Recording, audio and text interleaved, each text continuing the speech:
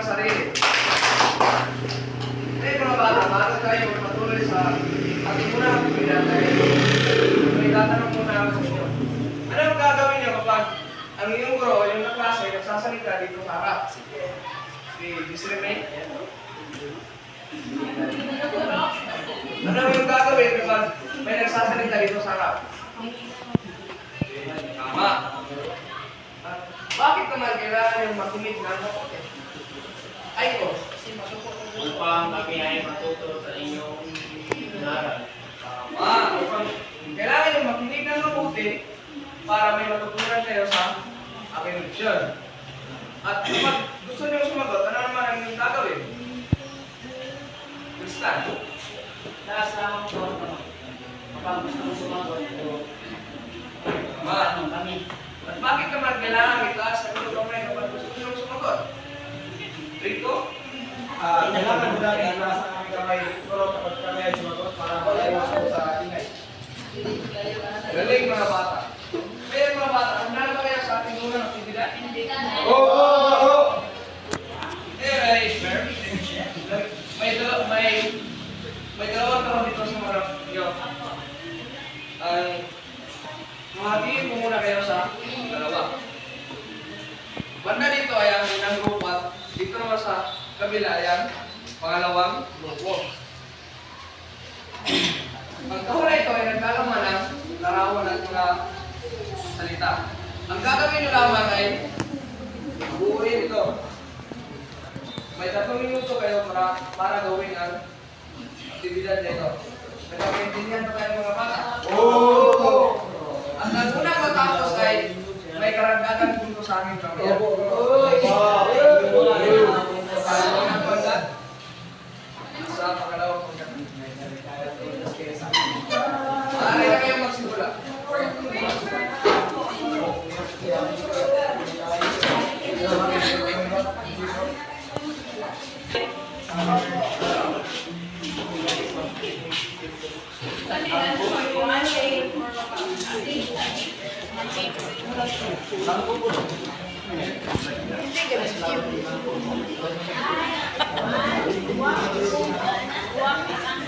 Nga ba, Ronnie?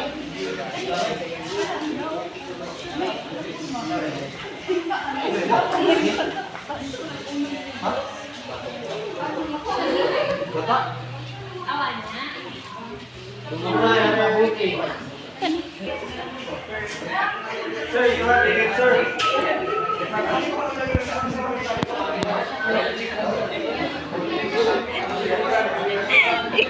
Ay, ko na ba yung bilis yan? Ano ba kayo mga bata?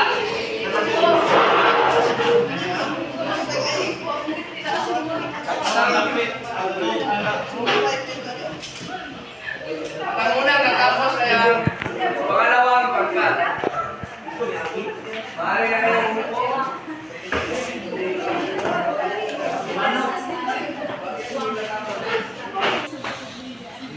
Ayun mga bata. Ano ang labuhan yung mga larawan? Si Juane. Adila. Sa pangalawang pagkat naman. Si Charmin. Wow. Ngayon mga bata, base sa inyong ginawang aktibidad at sa karawang inyong binuo na isang agila at buwak, may ideya ba kayo sa ating tatalakayin ngayong hapon? Bro, Kaya ito? sa tingin mo po ang ating paksang na talakayan sa hapon ito ay tungkol po sa papula. Papula o pinto. Hindi Rico? Tingin ko po sa ay ating tatalakayan Kayo tumama. tatalakayan ko sa hapon ito ay tungkol sa naignig ito tungkol sa agila at buwak. Tama, palagpakain nyo si Rico. Ang tatalakayin natin ngayong hapon ay ang maigling pinto tungkol sa ang uwang at ang agila.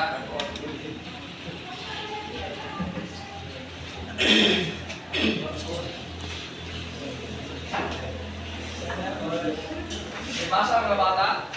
Maikling kwento. pagpatuloy ay may papagawa muna ako sa inyo.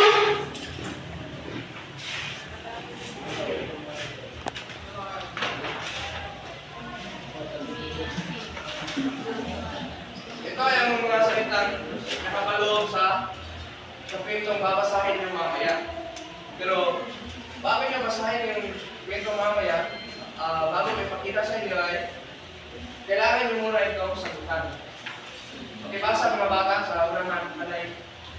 Bumulusok, palumpong, parang sumangising sa iman.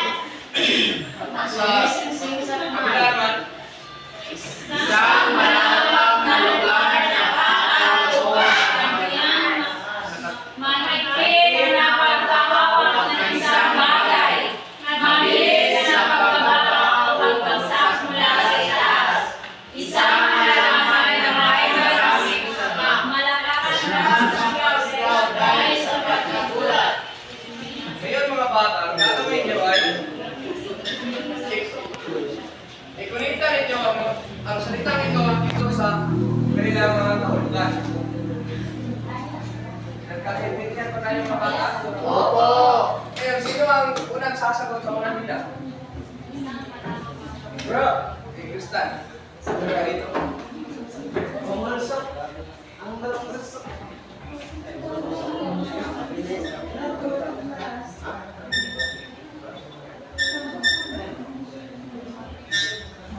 Sa pangalawang bilang naman, kailangan gustong sumagot. Okay, Charmin.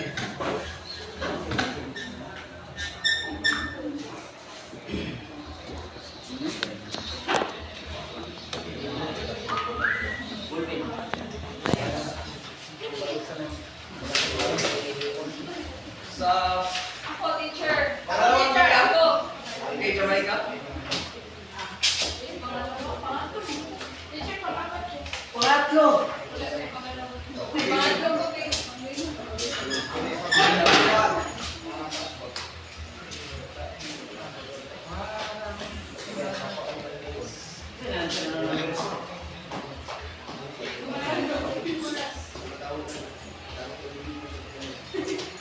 At sa pang-apat na bilang naman, sure. Bobby. Guro.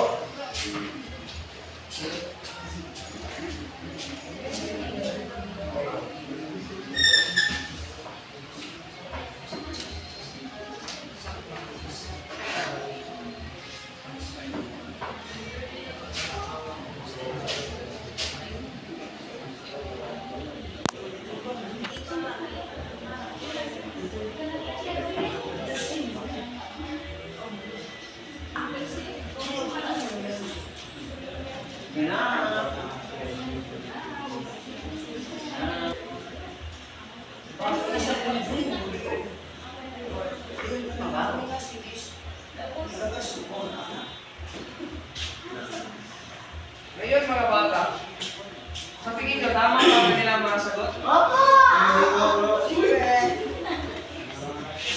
At sa unang bilang mga bata, Bumulusok, ano ba ang tamang sagot dito?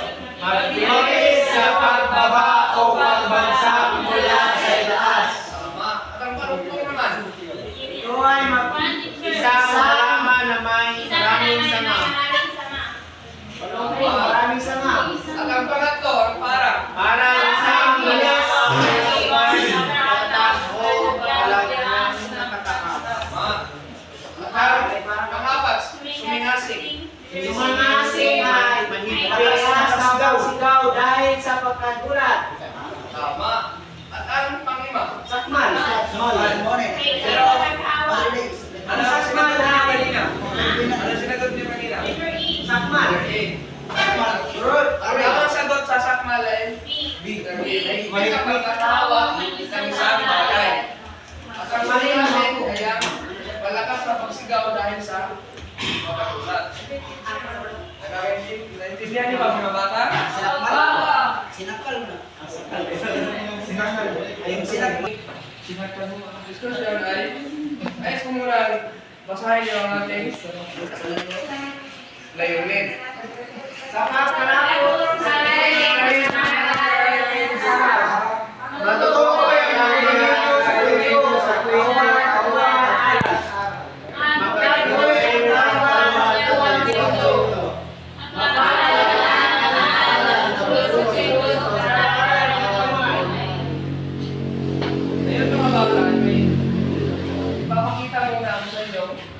video. Mga bata, kailangan nyo makinig ng mabuti para pag may aktibidad tayo mamaya ay makakasagot kayo. Pagkaintindihan na tayo.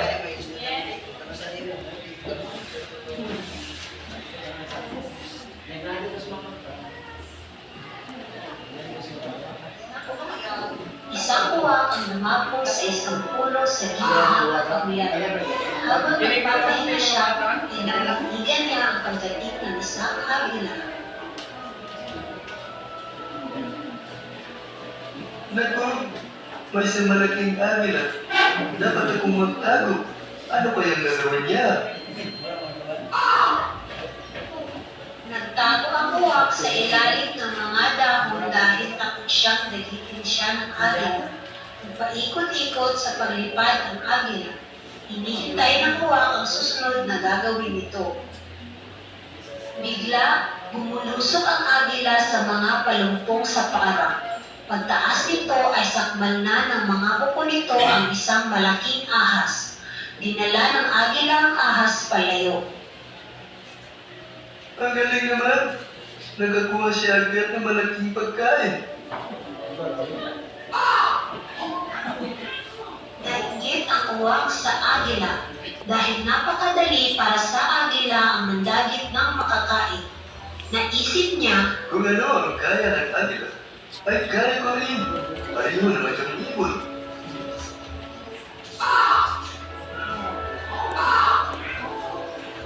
kinabukasan, lumipad-lipad ang uwak sa parang upang maghanap ng makakain. Ikot-ikot siya sa paglipad nang makita niya sa daluhan sa ibaba ang isang makaikip na sawa na nagpapaara. Isang ideya ang sumagi sa isip ng uwak. Bakit hindi sawa ang naging kadin? Mas malaki ang sawa kaysa ahas. Mas mabubusog pa ako. At mapapatunayan kong mas magaling akong mandagi kaysa agila. Lumusok ng lipad ang uwak. Mabilis na sinugaban niya ang natutulog na sawa. Ngunit, hindi niya maiangat ang sawa. Tinawag niya ang kanyang mga upo sa likod ng sawa at ubos lakas na tinangkad niyang iangat ito. Hindi niya kaya ang bigat ng sawa. Napakabigat pa pala. Sawa na ito. Hindi ko siya kaya. Kahit maiangat pa lang ng konti. Biglang nag-isip ang sawa at bilis na suminasin ang pangahas ng uwak. Sobrang takot ay marimot ng lipad ang uwak. Habang ang hiningang dumako ang uwak sa isang sanga upang magpahinga. Nabigo siya sa kanyang nais gawin.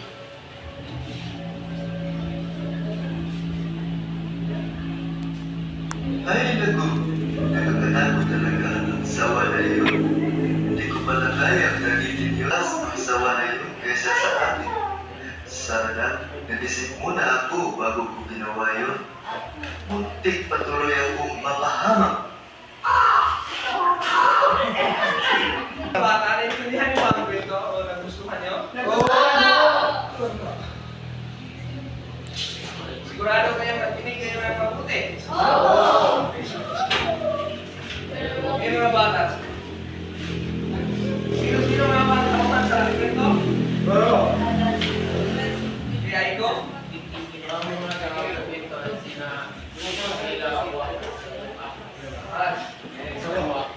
Ngayon mga bata ay dadako na tayo sa ating diskusyon.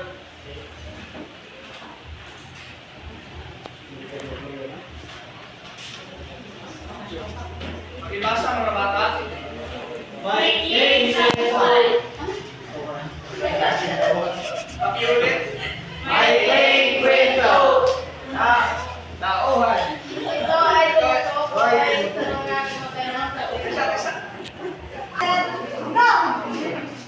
Ngayon mga bata, making ang napanood yung video kanina ay isang maikling kwento. At ang maikling kwento ay may tatlong elemento. Una ay ang tauhan, tagpuan at aral. Ang tauhan mga bata ito ay ang tumutukoy sa mga gumaganap sa kwento. Gaya ng sinabi na ito kanina na ang tauhan sa kwento ay sina agila, uwak at ahas at sawa. Ang pangalawang elemento mga bata ay ang tagpuan. Saan nga ba ang tagpuan sa kwento mga bata? Sa uwa. Taas niyo kamay kapag gusto niyo sumagot. Jermaine. Isang malawak ay mait. Isang malawak na lupa ito kayo sa parang. Ang tagpuan mga bata, ito ay tumutukoy sa lugar kung saan nangyari ang kwento. At ang panghuli naman ay ang aral. Ito ay ang natutunang leksyon sa kwento. Ngayon mga bata, may natutunan ba kayong leksyon sa kwento mga bata? Opo. Ano ang inyong natutunan, Kristan? Natutunan ko doon ay yung hindi ka magawa, hindi mo gawin hindi mo gawin kung hindi ka pa nag-isip.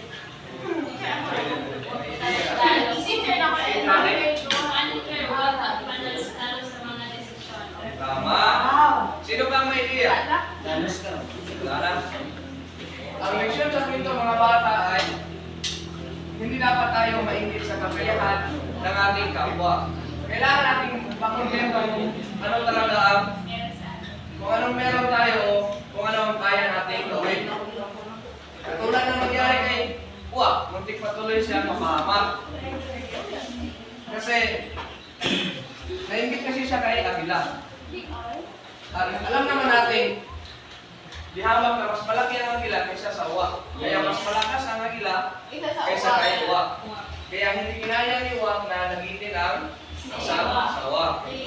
Nagkakaintindihan pa tayo mga bata? Oo.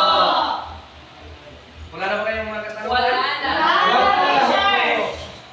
Ay, wala na kayong katanungan. Ay, may papagawa. Muna ko sa inyo. Oh. Ngayon mga bata, dahil wala na kayong mga katanungan, ay may ipapagawa ko sa inyo. Ang bago yan ay hahatiin ko muna kayo sa dalawang pangkat. Dito banda ang unang grupo at dito naman ang pangalawang grupo. Ang gagawin nyo lamang ay itala kung ano ang naiintindihan nyo sa bawat elemento ng tula.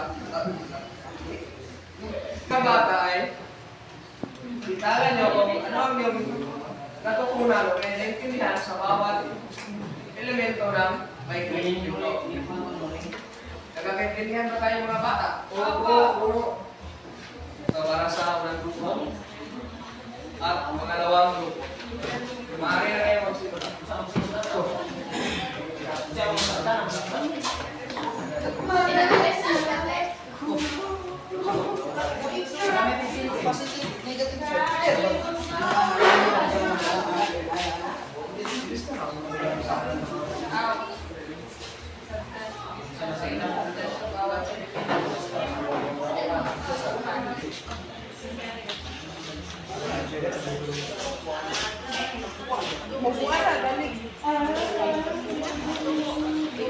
Tapos na ba kayo mga bata?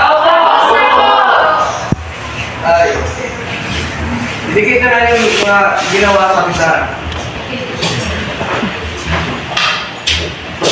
Okay kung gagawin.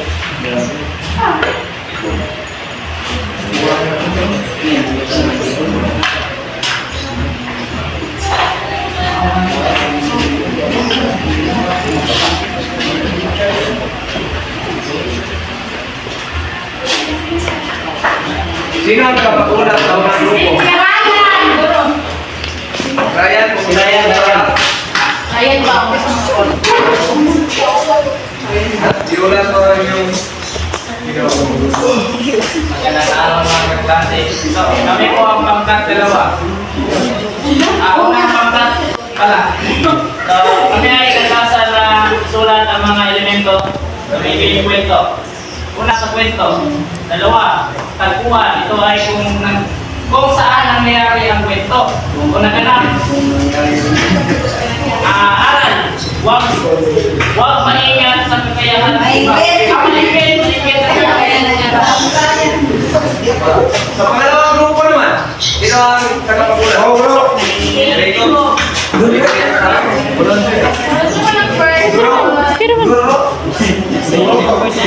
ako mga klase, kukuha ng pagkulang na so una, nakuha ko ay mga gumanap sa kwento. Pangalawa, nagkuha. Ito ay ang kung saan nangyari ang pangyayari. Pangatlo, aral. Ito ang nakuha natin sa kwento. Okay, tama. Ang inyong mga sagot mga bata ay tama lahat. Dahil dyan, bibigyan ko kayo ng 10 puntos.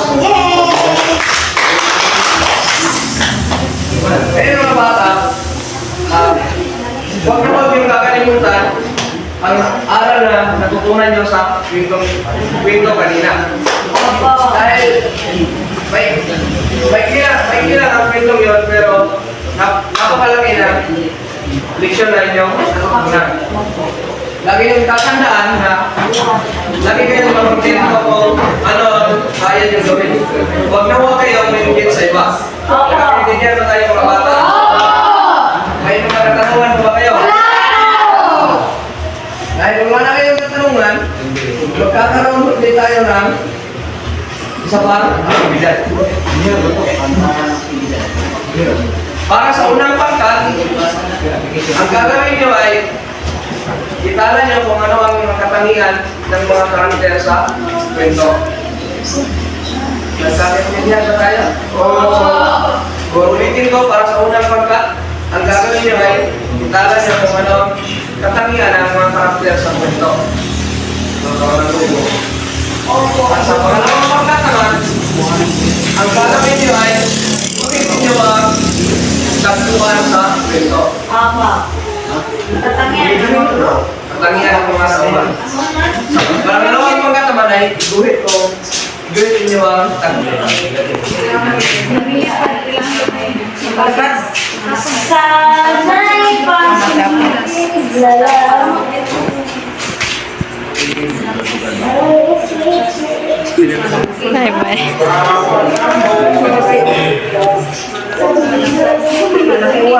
Yes, of course.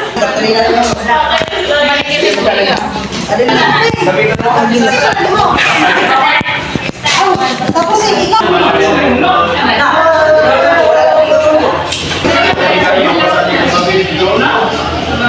Tapos na ba kayo mga bata? Maaari nyo lang ibigay sa kasaran ang inyong mga ginawa. Kaya nung maingay.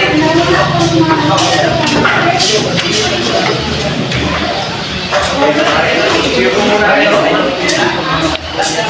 Sa unang pangkat, sino ang nakatulad? Yung iba naman, Elsie.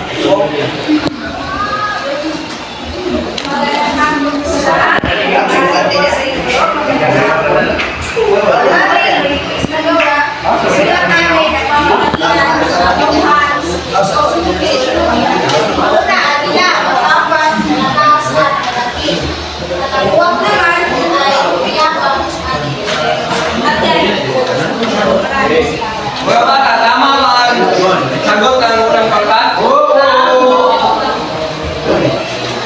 Lagila, katapang, palaklas at palaki.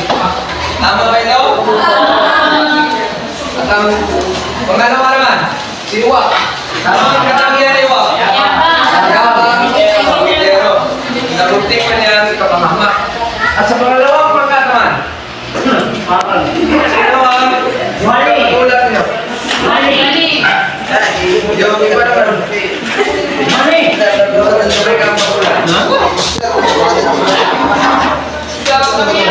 ang dalawa na ginawa ay kami ay nasasang ibukit ang taguan na kwento.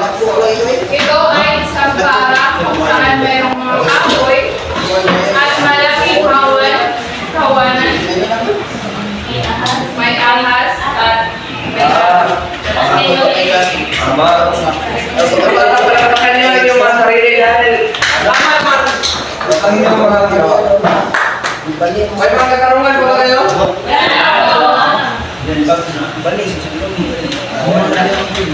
Alam na mga bata?